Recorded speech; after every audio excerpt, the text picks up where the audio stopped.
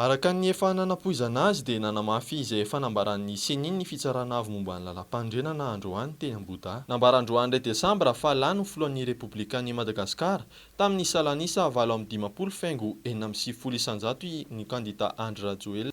Miverina ny ando-bola 200 tapitrisa ariary ho an'ny Marc Ravalomanana ary sy teny Randrianasolona ny Aiko. Mikasika ireo fitoriana napetraka dia azo raisina fa lavina kosa hoy ny RCC.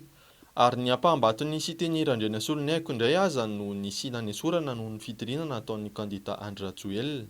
Na dia teo aza ny fanaratsiana sy fanenjehana dia nisy ny ezaka natao mba demokratika ny fifidianana hoy ny filohan'ny RCC Florent Rakotoarso. Tsy nisy resaka intsony momba ilay IEM. Sosialim-bahoaka anefa dia miankina amin'ny fivoaran'ny famokarana sy ny toe-karena no mahatsara azy fa tsy hoe amin'ny alalan'ny tolotolotra sy fanampiana isaky ny mihetsika. Anakaikikaiky bebe kokoa amin'ny vahoaka malagasy, ametrakatsika ny laharam-pahamehana araka ny fanontaniana izay voalaza zao dia laharam-pahamehana voalohany aloha dia ny fitsinjovana ny samy malagasy eo amin'ny resaka sosialim-bahoaka.